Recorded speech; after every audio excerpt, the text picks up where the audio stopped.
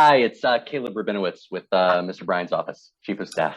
Caleb, how are you, sir? Very good, very good. Thank you so much for taking the time to set this up. We really appreciate it. It's our pleasure. You look like Scott Van Pelt with those headphones, man. I have to get a pair of those.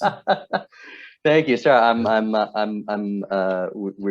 We have a 9-month-old at home, so we're doing pandemic parenting. There you go. Sound management. That's good. Exactly. Is the assembly member joining, or was that you? That was because somebody came on that said Isaac Bryan. Sorry, that was I'm on the office account. That was got it. Okay. All right. Just wanted to make sure we didn't miss anybody.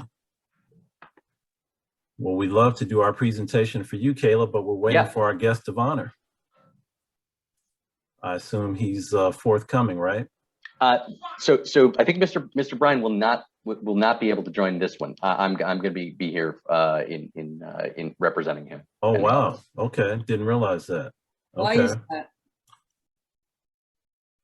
I'm sorry. What is the reason that he can't make this? He had another meeting that's running long.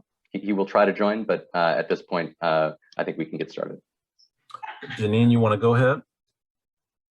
Yeah, I'm bummed. Yeah. Okay. Well, hi, Caleb. Hi. I think we've met before through Heart of LA Democratic Club, and this is not a meeting for them, but it's nice to see you. I'm hoping that the assembly member can come because that was my understanding, which is why we have this very large group of people here attending. Mm-hmm. So I guess we'll get started. This meeting, oh, here's another Isaac Bryan coming in. Maybe, fingers crossed. I'm just gonna hang on 1 second here and see who that is.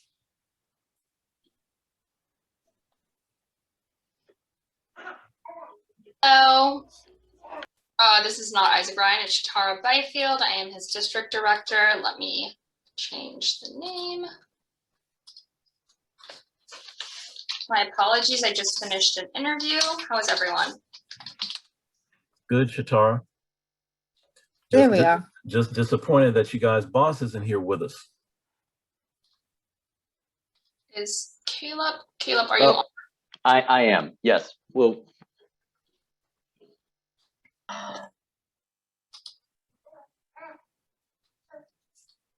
is it possible to continue our friendly discussion here for a bit longer for the assembly member to join us?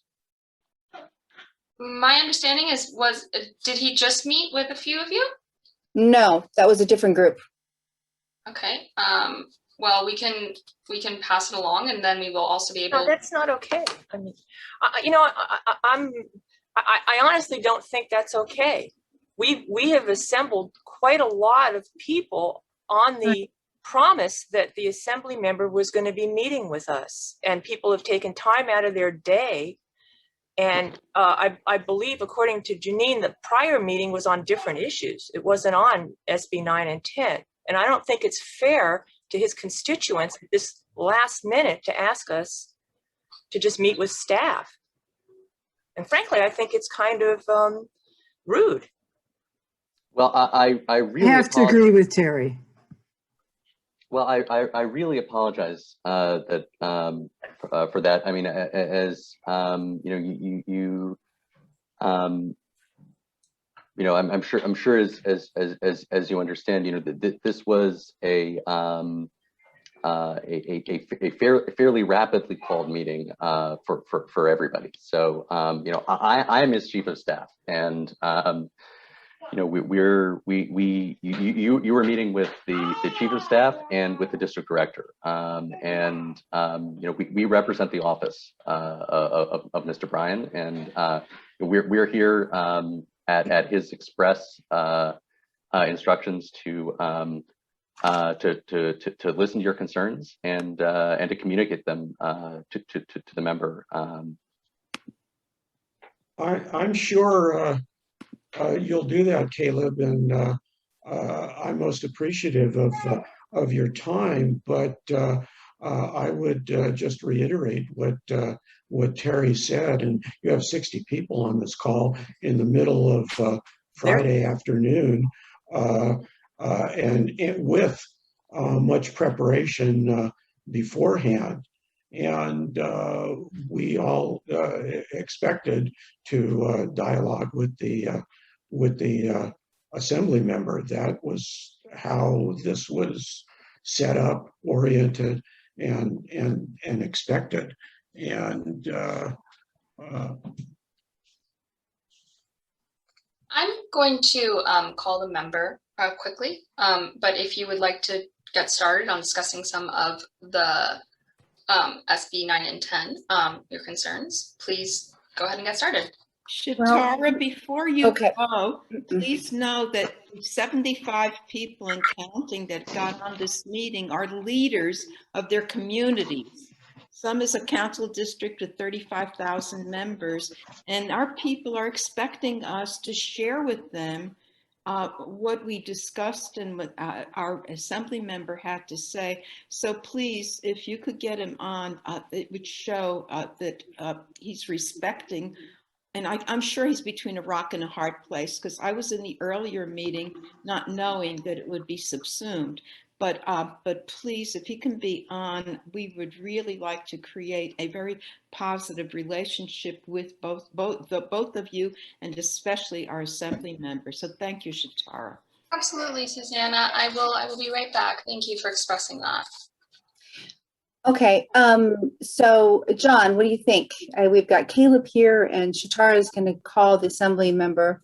Do you think we should get started, or do you think we should wait? I would wait a tick. Yeah. Pardon me? I would wait a couple ticks. Okay.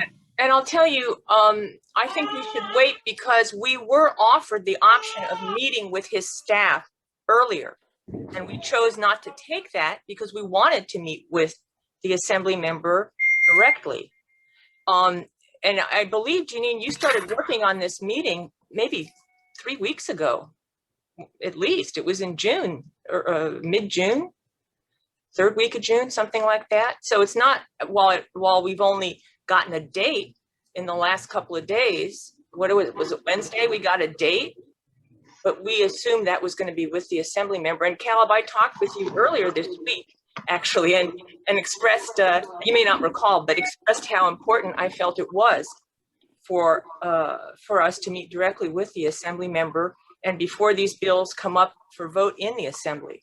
No, I recall that, Terry, and I'm, really, very, understand that, and really appreciate your concern and your voices.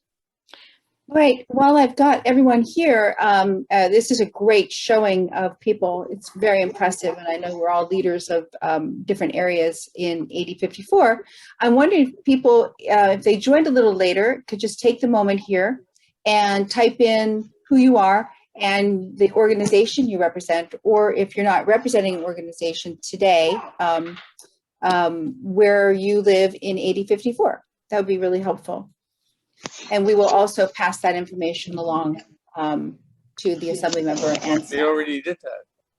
Well, what happens is when some people came on a little later, so they didn't get that information. Okay. Right, we're repeating the instructions to make sure that everyone gets that. So that's important. When Caleb comes back on, I wonder if, while we're waiting for our assembly member, if each group, each person could say the name of their group and about how many people are waiting to hear from our Assemblyman Bryan. Thank you, Suzanne, for that suggestion. I don't think we'll have time for that, but I will lay out the members who are here. And can you tell us how to retype our names? Because I don't know how to. I'll retype it for you. Yeah, you can go to the participant screen and do that. If you're looking at your pictures, Suzanne, you can take your cursor and right click on your name, and then there will be a box that gives you choices. It says rename.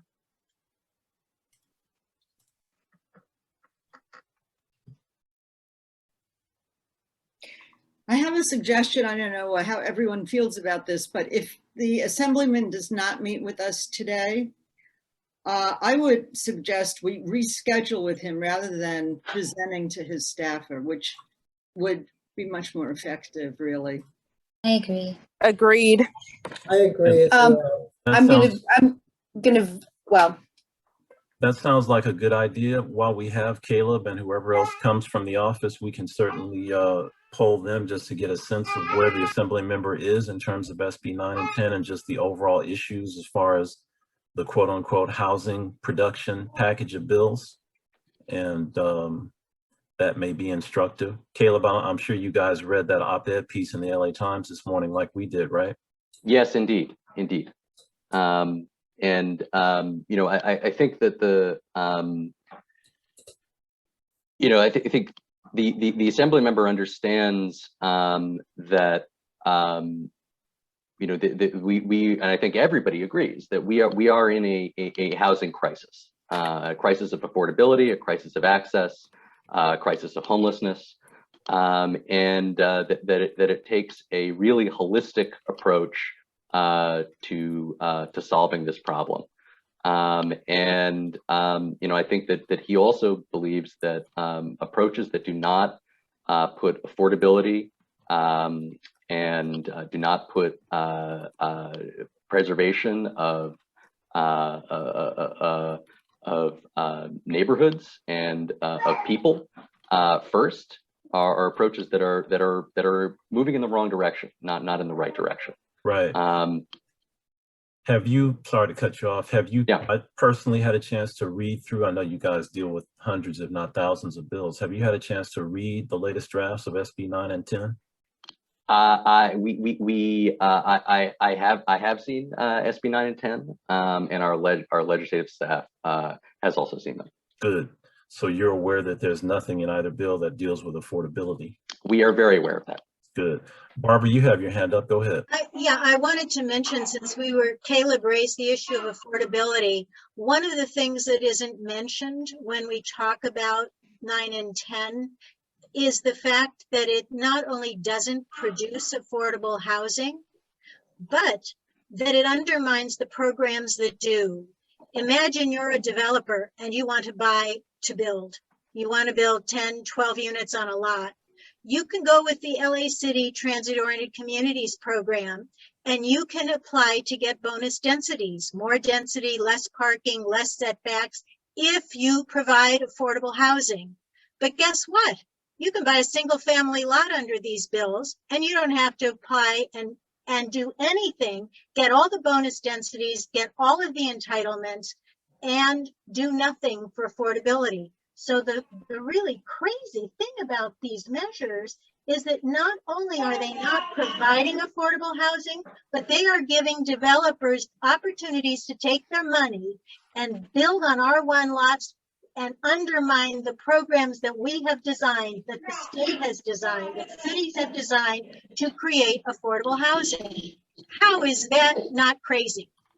I think that's very well put and extremely concerning. You know, I think, you know, yeah. We are putting together a package of information and materials that we hope will not only convince the assembly member that he needs to vote no, but goes further and creates in him the information and the strength and ability to try to lobby his peers and show them that Wiener is off his rocker with his insistence and his failure to amend his motions to create what we need. And we resent terribly being accused of being NIMBYs. We are fighting Wall Street taking over housing and robbing families of the opportunity to live in homes in the future. And another we've got tons of information on for you. Yeah, I think that would be enormously valuable. You know, it is. I'm also, you know, very. I think you will be happy to know that not only our office, but I believe every assembly office at this point has overflowing inboxes with messages in opposition to both 9 and 10. You know, there has been it has been a really very impressive campaign of grassroots activism that, you know, we are hearing your voices loud and clear, as are I believe all of our colleagues. I hope that it's being Bill's seen forward. as not just people trying to protect their homes, but people trying to protect housing for people at all ages and stages of their lives, and keeping home ownership for people, not corporate interests. Right, and that's a key point I was going to make. Thank you, Barbara. Barbara, would you just let Caleb know what neighborhood or organization you represent, so that'll be clear? Can you unmute and do that, or you want me to go ahead? I don't think it matters, because I think these are universal issues, but I'm from Westwood South, and I'm a member of the West Side Neighborhood Council. And we have great land use volunteers that track some of these really complicated measures and are passionate about trying to educate not only our constituents, but our electeds. And Caleb, that's sorry to cut you off, but that's a key point. You know, everybody on this call, you're looking at not only a broad cross section of your district, but also you're looking at stakeholders that are interested in solving the problem. You know, we're not just here advocating for a political position. We're saying, hey, we need more affordable housing. SB 9 and 10 and these other crazy off-brand ideas about trying to ram forced density in single-family neighborhoods is not the way to solve the problem. So I think that's a key distinction that we want to enforce. And if you don't mind, I'm going to call on a few people that have their hands up, and we'll please do so. Stacey, Before you, I'm sorry, before you do that, I just wanted, before that happened, is Isaac Bryan, Assembly Member Bryan, not coming? I wasn't clear. Okay, he's not. I wanted to just announce, I just got a message from Shatera that he will have to reschedule. What I would suggest just moving forward is that we do this, what we're doing right now, and then find a day to reschedule and move forward. But I would like to get our message across as well. Right. And if I could just take one point of privilege just to tell Caleb and Shatera who the organizations who are being represented today before we move forward, if that's okay. Yeah, so, please. So our coalition of 84 member groups, there's 30 or 31, if it depends on how I'm counting that day. We have represented today Baldwin Hills Estates, HOA, Baldwin Hills Homeowners Situation, Black Pact, Century Glen, Century Property Owners Association, Cherrywood Leimert Park Block, the Coalition of Homeowner Associations, Council District 5, Comstock Hills HOA, Crenshaw Manor Community Association, Culver City Neighbors United, Grayburn Avenue Block Club, Western Quadrant of North Leimert Park, Holmby Westwood Property Owners Association, Ladera Heights Civic Association, Livable California Crenshaw Manor, Mar Vista Community Council, and Westside Village Homeowners Association. A New Life for You, Park Mesa Heights Community Council, Westwood Hills Property Owners Association, Sustainable Housing Justice, Sutro Avenue Block Club, Southeast Leimert Park, United Homeowners Association, Windsor Hills, View Park, View Heights Block Club, Westside Village HOA, Westwood HOA, Westwood Hills Property Owners Association, Westwood South of Santa Monica Homeowners Association, Westwood Neighborhood Council, and Westwood Community Council. Those are the official members groups who are being represented today. I think it's a really impressive coalition of neighborhood groups across the giant swath of 8054. And I think one of the reasons why this group was feeling so passionate about talking to Assembly Member Bryan is because we wanted to introduce ourselves and impress upon him that not only are we passionate about defeating SB 9, SB 10, but we also have ideas about how to really help our communities thrive and help people in our communities who are not only in an affordability of housing crisis, but we also have people who are unhoused, and we need to figure out ways to help them as well. And this group would like to work with Assembly Member Bryan to defeat these two bills and also come up with real world solutions that we know can change the lives of human beings across 8054 and in California. So that's where we're coming from. And I think that's why you probably saw that people were upset that he wasn't here today, because he wanted, we wanted all of us, for him to meet us and see our faces and how diverse this population is and how our hearts really mean this when we're advocating for helping other human beings across 8054.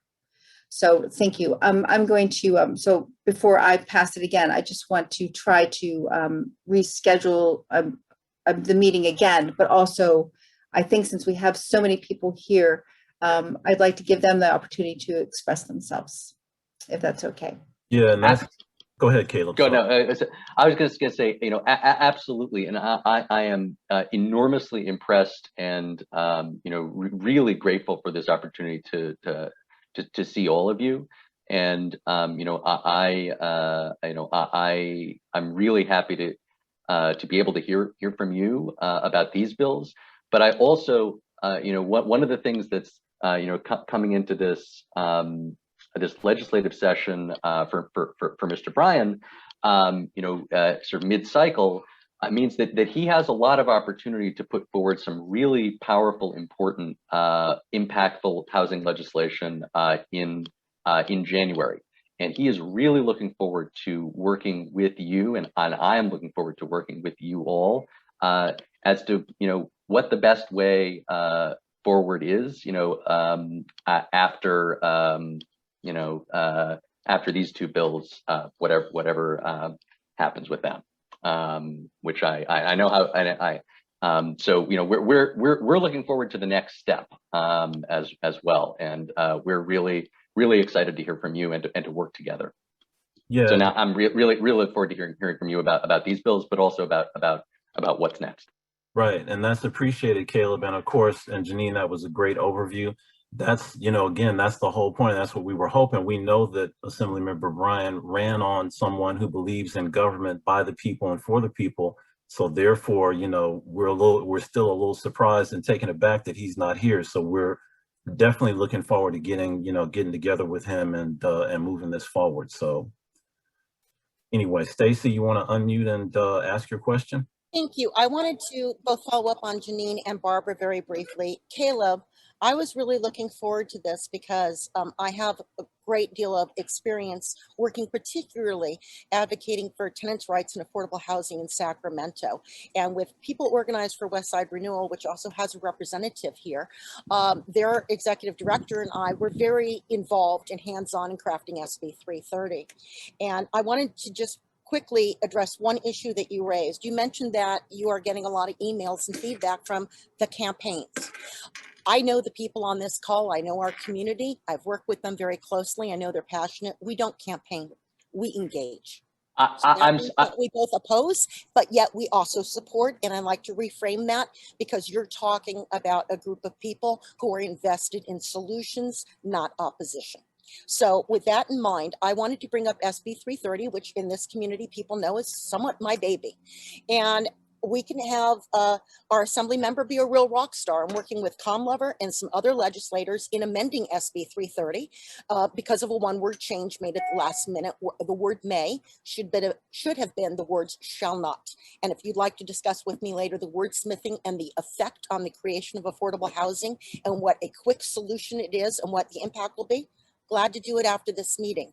But when SB 330 was passed and I got our community engaged in supporting this bill that specifically provides enhanced tenant protections and protections for those covenanted affordable units, and the intent was to create more.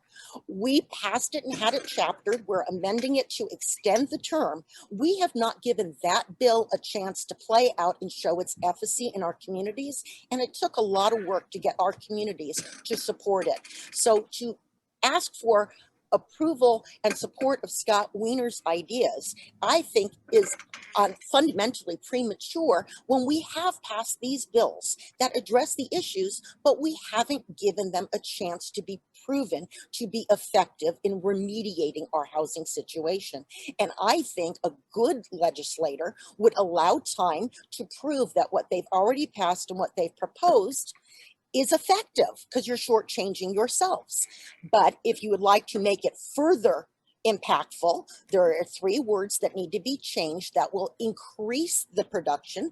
And that is something our community has already voiced, and Power for West Side Renewal, Ground Game are all behind this. There are some things we could work with our assembly member and make him a housing rock star. And we look forward to the opportunity to do it. So you need to view us towards knowledgeable land use people who are invested in solutions. We are not a campaign of opposition. We are engaged for solutions. That's the only point I wanted to make. And thank you for listening. I apologize if that was not my intent. I was enormously impressed by the genuine grassroots activism that we've seen. That was my intent, was to communicate that. Great. I know we had a couple of people that had prepared some comments. Barbara was one, and you already heard from her. Terry Tegnasian is another one, and we have Kim Marie Johnson-Roussel of Park Mesa Heights. Kim Marie, do you want to unmute and talk a little bit to Caleb and Shatara? And I don't know, are there any other staff members here, or are you guys it?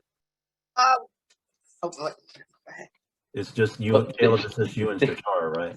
This is about 85% of our total staff. So you're getting a lot of the office. Got it. Okay. Well, Kim Marie Johnson-Roussel is from Park Mesa Heights Neighborhood Council, and Kim Marie, you want to share your perspective? Certainly. With us, this SB 9 and 10 is just going to kill our neighborhood. I mean, our community was built on a single family basis. If you go through here, it's single family. With this, our infrastructure cannot support to have that many, that big, large density in our community. We have explosions from gas mains going on. We've had, I think it was 2 in the last year or so. We've had, I think 3 water mains breaks since January.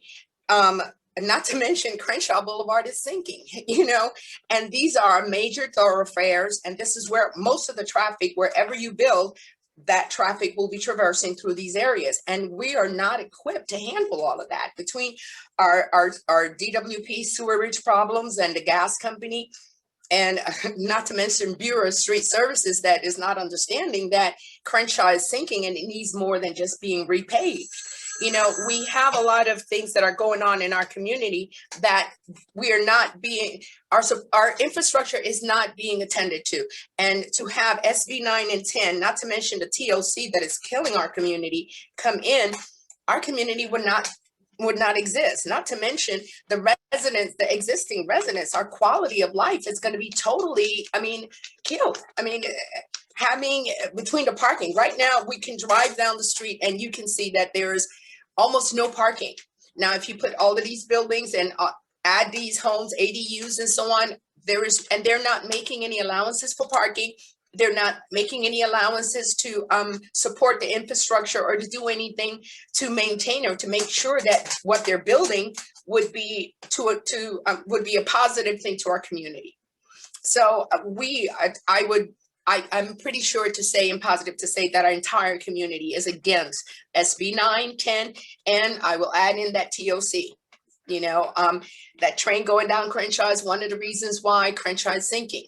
It's one of the reasons why they're being allowed to build and overbuild in our community. And this is not for a black and brown community that at one time was middle class. We're losing all of that. When they propose a building, they'll propose 30 units, and of the 30 units, 3 are low income. How is that helping with the housing problem? They're giving these developers so much money to build all of this stuff, and the community is not going to be, my kids would not be able to rent from those apartments because they're too expensive. Nobody in the community that is coming up and wants to stay in the community would not be able to afford the community with all of this extra building, because they can tell us that it's going to provide housing, but it's going to increase property value. It's going to do a whole lot more than just that. And it still does not guarantee that we're going to get what they're proposing. So Park Mesa is dead set against SB 9 and 10 and the TOC. Thank you, Kim Marie. And Caleb and Shatara, just so you guys know, I know you know the district, but Park Mesa Heights is that area along Crenshaw. They're basically south and east of us in Windsor Hills View Park. But if you take them, which includes Hyde Park, Leimert Park, Crenshaw, our neighborhood, View Park, Windsor Hills, Ladera Heights, Baldwin Hills, you're talking about the biggest predominantly Black community in the state. Okay, so that's who you're hearing from on this call. You know, Lynetta McElroy is on here. I'm sure you guys saw the powerful video that she put together. But you know, we clearly understand the need for affordable housing at all income levels. So we're advocates for that. That's what I do for a living, is affordable housing development and property management. So we understand what it takes to do that. These bills and these policies that are being put forward ain't it. So let me ask Terry Tegnasian to unmute and give you her spiel, and then I'll circle back with the other folks that have their hands raised. Go ahead, Terry. Thanks, John. I actually wanted to, I wasn't intending to give my whole spiel, but I'm happy to do it, although I hope it isn't going to be viewed as repetitive when we actually do meet with the assembly member. And I don't want them to say that, oh, well, we've heard it all, we don't really need to spend any time. And I think that would be a very serious error. But I did want to ask Caleb and Shatara particularly to ask the assembly member to lobby Anthony Rendon to move the full floor vote on these bills until after the summer recess, to give everybody a chance to talk with their assembly members, because we're up against next week the deadline for summer recess, and I know that Weiner and Atkins and company are pushing very hard to get these bills heard in the full assembly before next Friday.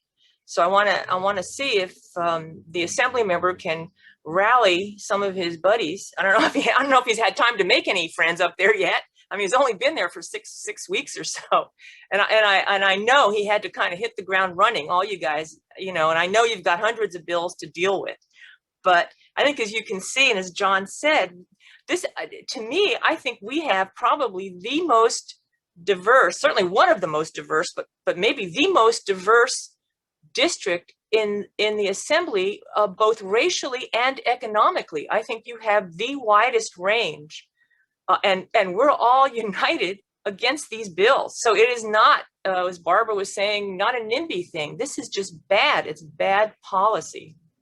And so I'll give you so I wanted to make sure that these bills aren't heard before the summer recess. I think that would be a huge, huge error.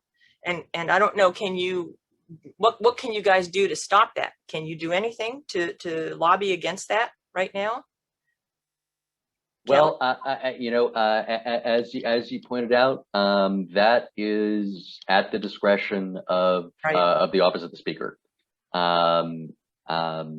So there certainly is, but I will tell you that I believe from what I've seen talking with my colleagues, and that your voices and the voices of activism and advocacy for responsible and real affordable affordability are being heard in the Capitol. So I don't believe that you are speaking to deaf ears either. Okay. Certainly not in this office, and I believe not in other offices as well. Well, I just, when I checked the bill this morning in preparation for this meeting, I looked at SB 10. I was actually shocked to see that I guess Weiner has removed the language about affordability, and now at the end he says it's a housing crisis at all income levels, because obviously neither bill contains any requirement that new units be affordable. And we can certainly tell you in Los Angeles that what's going up, and I'm in Westwood, so I can speak to the West Side, and I assume it's the same elsewhere in the district. But on the West Side, we are losing actually what was affordable housing. They were kind of old, maybe crappy apartment buildings, but they were relatively affordable. And the developers are putting up big projects, mixed use projects that start like for a studio at like $2,000 a month. I mean, it's insane. So clearly what's being built is luxury housing.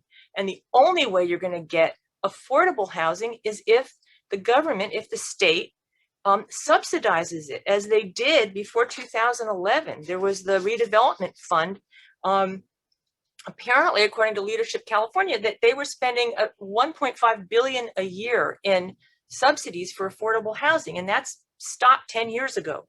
And now the governor just announced we've got a $75 billion surplus. Clearly, some of that money should be set aside. So I just want to, you know, kind of point out that this has nothing to do with affordability. Neither bill contains provisions requiring any unit to be affordable. And the other key point, I think, is that these bills basically eliminate single family neighborhoods as a housing option in the state of California. You know, they talk about urban clusters, urban whatever, I don't know, whatever, urban infill, blah, blah, urban stuff. But that basically covers, those terms basically cover most of the developed areas in the state. And so it is really going to impact, millions of families. I mean, I've seen anywhere from 7 to 10 million single family homes in the state, and they're the families that live there. So you have to assume a minimum of, or average maybe, of 3 to 4 people. And you're talking about most of the state.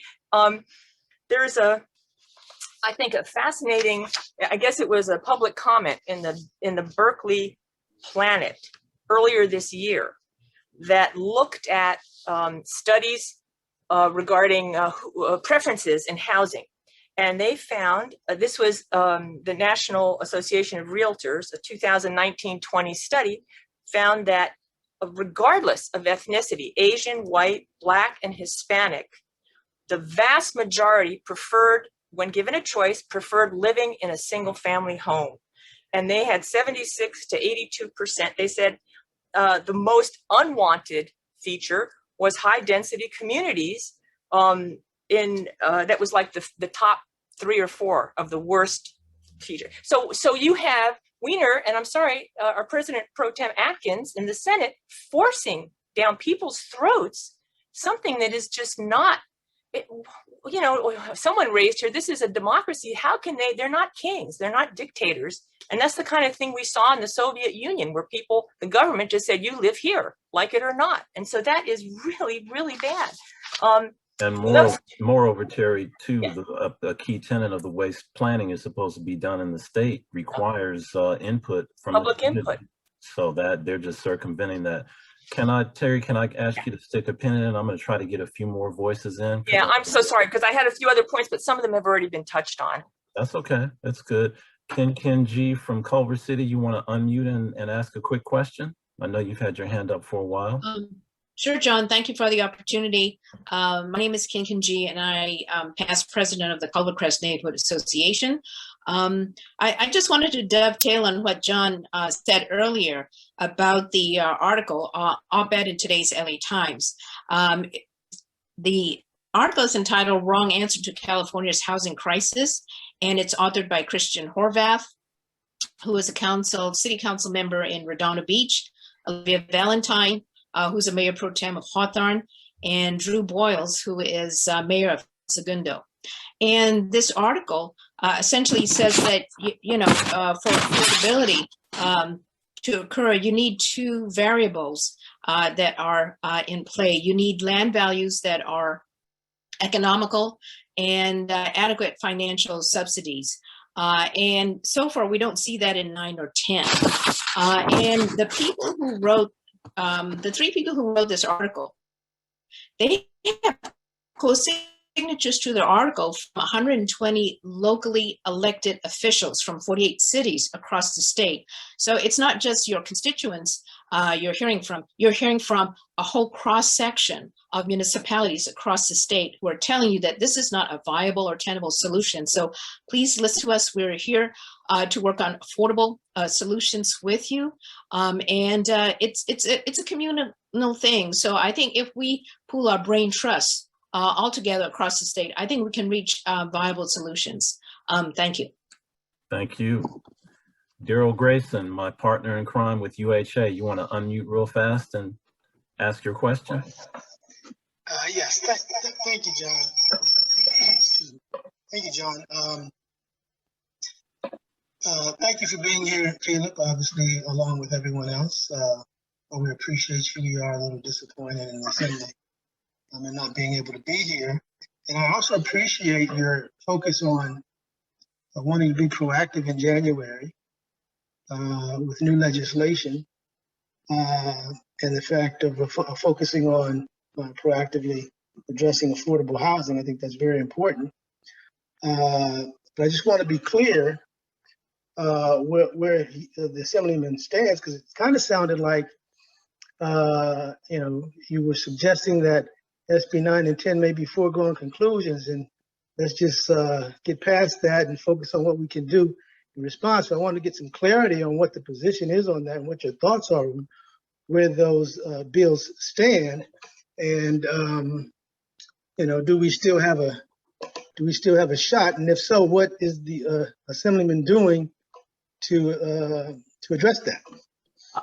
Sorry, I didn't mean to suggest that. If in fact we are so unfortunate as to have them pass, how does that impact your focus on being proactive toward addressing affordable housing going forward?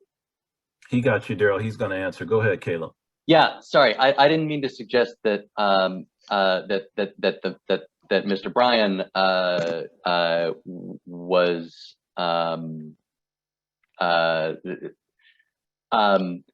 I have not polled I do not have a vote count of all the Assembly members in for SB 9 and 10. I don't know honestly whether how other members are deciding on this. I just meant to suggest that we don't. I think that one of the things that we are all on this call in agreement on is that the affordability question is the key element to the housing to the solution for the housing crisis, and we just don't see that in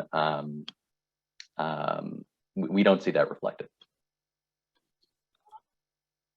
Mark Lippman, you want to unmute and ask your question, sir? Thank you so much, John. First, Caleb and Shatara, it's so wonderful to see you here today. Thank you for joining us on this call. Caleb, as you might have heard, Shatara and I had a wonderful meeting earlier this week on a bill to end homelessness. So I really look forward to discussing that in the future with you. But for 9 and 10, I just wanted to bring a new perspective into this because I am not a homeowner.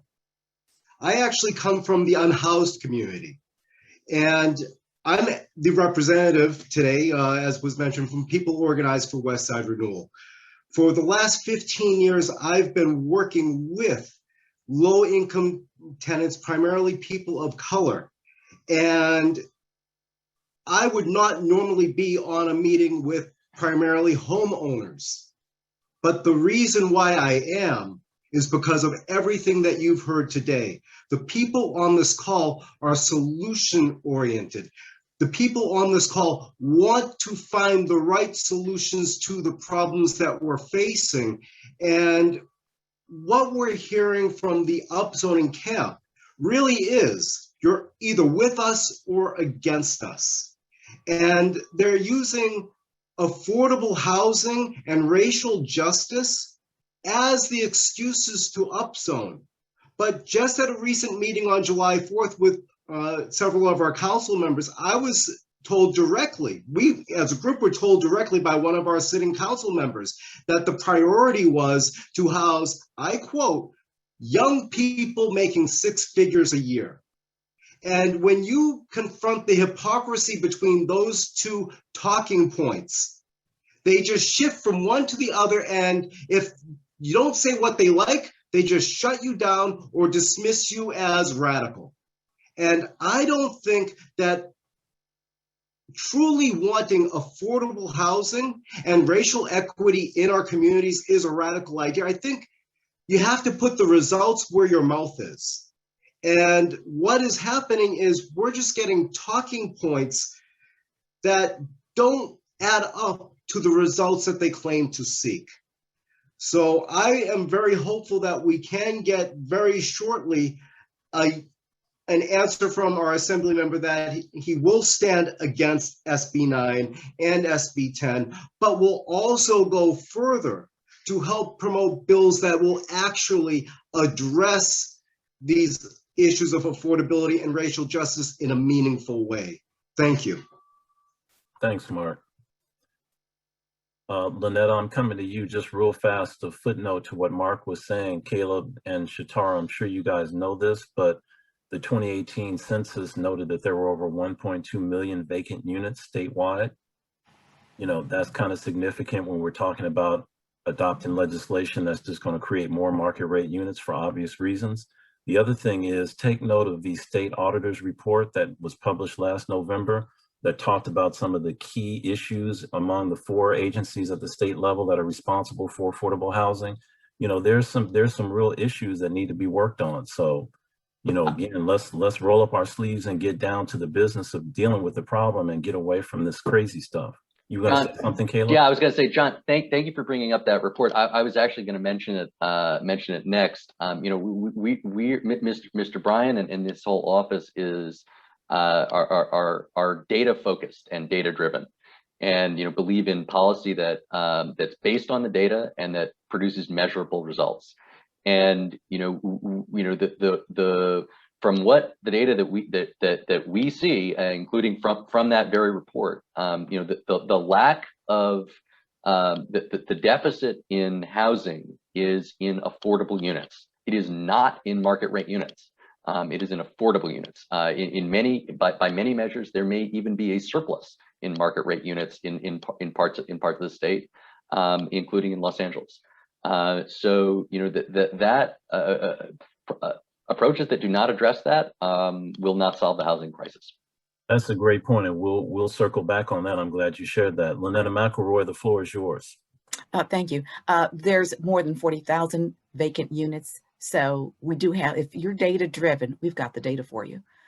Did you look at the 2 videos? Did your office look at the 2 videos that I sent about 2 weeks ago from United Neighbors? One was very clear in what damage 9 and 10 would do. Did you look at them? Did you look at the second video? Yes, I did. Thank you. So why are we still talking? We have all these meetings, and I'll just have to say, everyone, I've met with the Assembly member a couple of times. We're saying the same thing. We're repeating the same facts over and over again from meeting to meeting. Now, will he stand up for us or not? That's what we want to know. Enough said. That's why Lynetta McElroy is my favorite rock star. Chandra Mosley, you have a question? Hi, John. Good afternoon, everyone. No, I don't have, well, yes, I actually do have a question. I'm sorry that the Assembly member is not here, but one of my major concerns, I echo everything everyone has already said. Even though I came late, I've been to several of the other meetings, so I know we are on the same page. But one of my other major issues is environmental safety hazards. And I wonder if the new Assembly member has looked at, we have a new DWP general manager. It's a female Black. And I wonder, have you guys talked with her, connected with her to see what the data is on our infrastructure? We have water main breakage all over the city, along Crenshaw Boulevard between 54th and 57th Street. The street is actually sinking. We had a meeting with Bureau's Street Services just this past Tuesday, and I reminded them that not only do we have the water main and the sewage issue, but we have capped off piping that I discovered doing research during the EIR process when the train, the rail line was coming through. So if you continue to support, and I'm not saying he does, I don't know what his position is going to be, because talk is cheap. And so far, we've got nothing but elected officials who have not supported their constituents. Therefore, we're gonna, as I told them in an email that I sent them, we're gonna be the next breaking news that they had in Florida, because something, either the foundation, the infrastructure, or whatever the combination is gonna kill the very constituents that voted them in when they promised to do something different, and they did not. They turned their back on us. And so I see it. There's been independent reports. So now that we have someone new in the Department of Water and Power, I'm asking that the Assembly member reach out to her and get the data on the number of water main breakage and the single family homes that have been damaged because of such, and how the impact of more density in our communities, whether it's east, west, north, or south, are going to be impacted by that. These communities, some age over 100 years. So that is what I want to bring to the table and ask that the Assemblymen respond to. Thank you, John. Thank you, Chandra. And I don't know if Chandra said this, Caleb and Shatara, but she represents View Heights, which is basically our neighborhood adjacent to Park Mesa Heights. So same issues that you heard about regarding Crenshaw.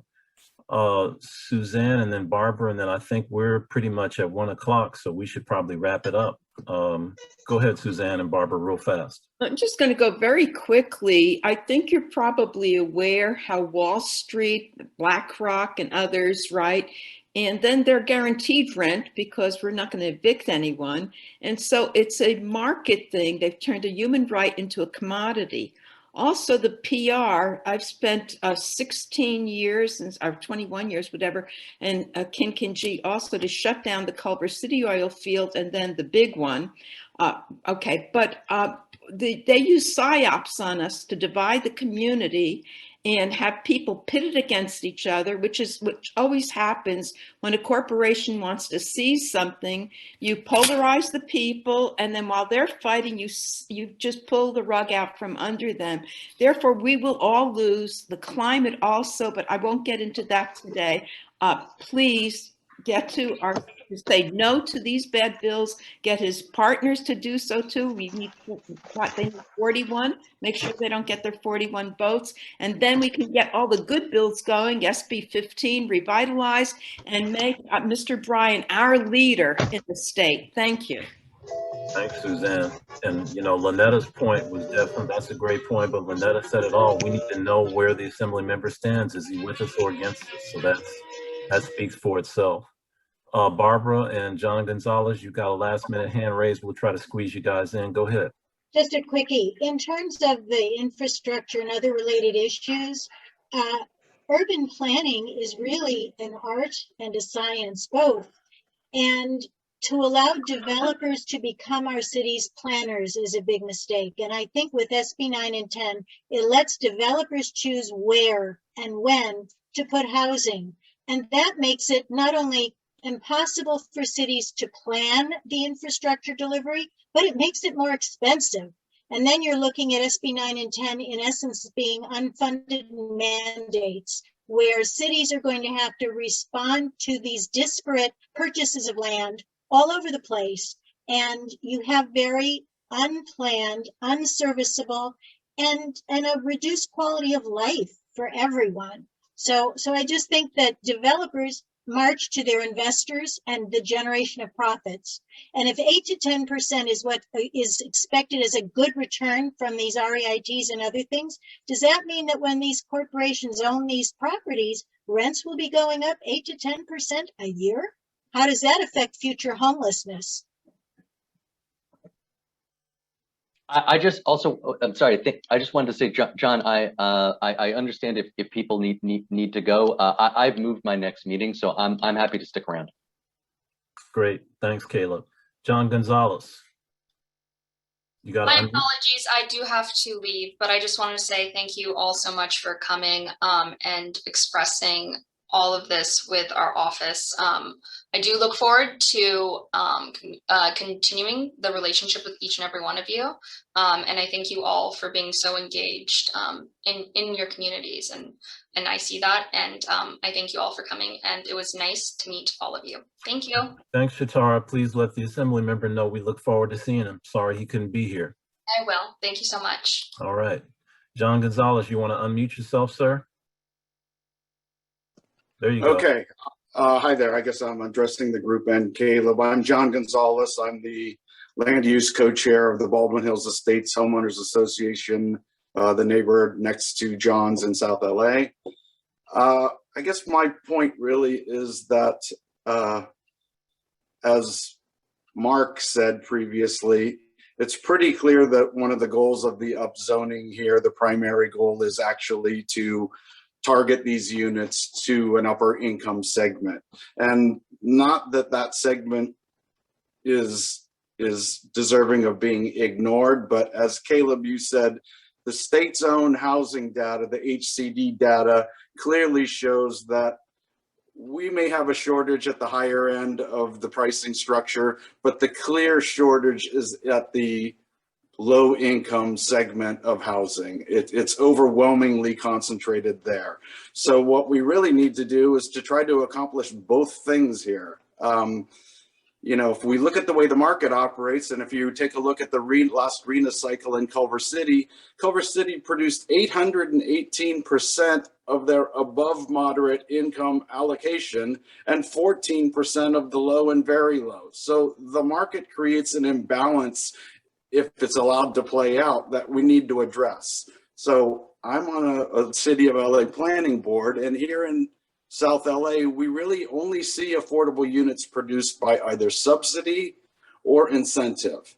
And we all know what subsidy is. Incentive comes into play when we see TOC buildings or state density bonus projects, where the state recognizes that allowing upzoning and density is of value. And they tried to capture some of that value in a trade-off. And that's the way you could get some level of affordability. You can't get affordable units if you miss these opportunities. So to give away the density with absolutely zero affordable component makes no sense and is inconsistent with both the state and the city's own policies on how to create these affordable units. So that's my big concern, is if you want to build some units and it's going to help various sectors, especially the above $100,000 sector here in South LA, provide something for the local community, provide some element of affordability to accompany it, because otherwise you're giving it away and you're not achieving something that you could. Thanks. It's a great point, John, and it underscores the whole, you know, imbalance in the equation, right? We're producing 3 or 4 market rate units for every affordable unit, when in fact that needs to be reversed. So that is the point. I don't know if anybody has any other questions or comments for Caleb. I didn't know this earlier, otherwise I would have acknowledged him, but our friend and comrade Michael Lawson, who's the president of LA Urban League, was on. Looks like he may have, I don't know if he's gone now, but I'm glad he stopped by. And Caleb, I don't know if you guys saw Michael's letter opposing SB 9, but he was so concerned, and I know the league doesn't often, you know, get involved to that level on state bills, but he penned a letter to the bill's author about that particular piece of legislation. So I did see that, and it was very compelling. Yep, good. Does anyone else have anything else? Terry, I see you have your hand up. Go ahead. You got to unmute. I just kind of want to echo Lynetta's question, because, you know, we've covered a lot of the points that we intended to cover with the Assembly member. We've covered now. We kind of, you know, backdoored into that meeting. I think we do need to meet with the Assembly member, but I think at that meeting, we're going to need a commitment from him. We're going to need an answer. We're not going to just rehash the same stuff we've already done. I mean, unless he wants us to, but I don't see that it's going to be productive to do that. I think we're just talking ourselves, you know, to ourselves now. And I would like to see some commitments. And I think a commitment from him, how he's going to vote, either no or NVR, and a commitment from him to see if he can lobby his fellow assembly members. And I'm very serious about pushing these bills off until after the summer recess, and give people a chance to talk to their own legislators, because I think many neighborhoods, although United Neighbors has done an amazing job, and Livable California done an amazing job of outreach, there are still plenty of areas in the state that have no idea that you're basically eliminating single family neighborhoods with this legislation. So that's my thing. I think we need commitments, and we need action. You talked about results. You know, we need results now. Enough talking. Thanks. Thanks, Terry. Daryl Grayson, go ahead. You may have Thank to. you, thank you, sir. I appreciate that. I just wanted to say, if from Caleb, if Assemblyman ever got out of his other meeting, I thought he was going to join us when he got out.